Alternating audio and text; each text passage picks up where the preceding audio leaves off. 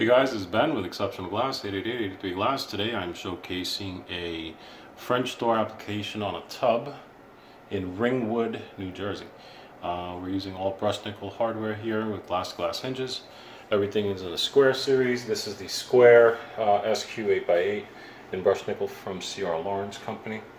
And everything is in a square shape to match the existing fixtures. And as you can see, the hardware matches almost perfectly, and I believe this is a Delta shower head if I'm not mistaken. And both doors are individually, you can work them, operate them individually, both out and also in, as so. And this is a very nice finishing touch for any tub enclosure, especially one with an obstruction. For example, we've got a toilet seat here, so we just kind of offset this door a little bit to stay away from the tank.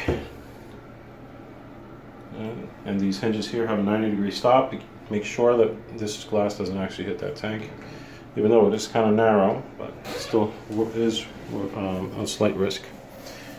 So that's it. If you need one of these, feel free to give us a call at 888-83 Glass or visit our website at njglassdoors.com. Thank you.